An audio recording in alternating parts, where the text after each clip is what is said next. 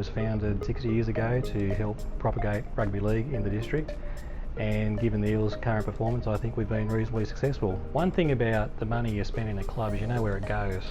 It goes back to the members in the form of members' benefits or members' facilities or supporting the Eels.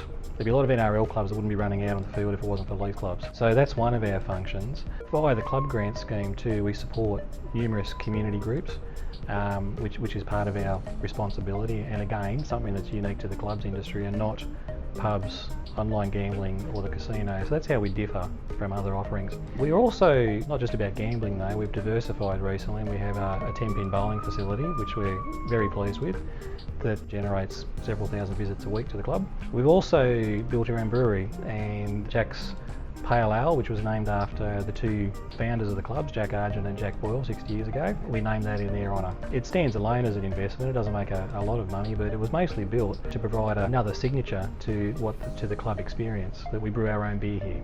And that seems to have certainly struck a chord with fans. It's very popular on game days. There's 5 or 6 different restaurant offerings here. And most recently, Pablo's, our signature restaurant, which is Latin American cuisine, is very popular on weekends. What we're planning to do in a couple of years' time is start work on our hotel, and then we'll be a truly diversified business.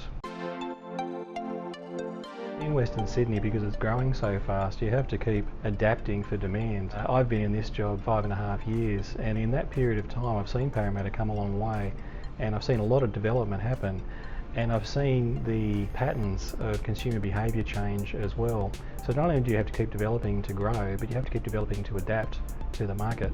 The Western Sydney Airport's a huge landmark that's really going to shift the centre of gravity of Sydney westerly, but what I can see continuing to happen is just ongoing development, and right behind me is the Bankwest Stadium, which is a massive sign of the times about Western Sydney and the shift of Sydney's centre of gravity, to use that phrase again, westerly. I think that we will continue to see jobs, growth, investment across a whole range of things, and Western Sydney will just continue to boom.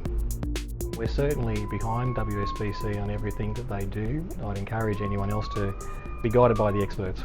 I felt that we had an important role to play, and we've been supporting the WSBC ever since it started, and happy to continue doing so. And there's other venues as well that are participating too, which I think is fantastic, and we are all destinations, and we'll demonstrate why Parramatta really is not only the geographical centre of Sydney, but the cultural centre of Sydney as well in a lot of ways.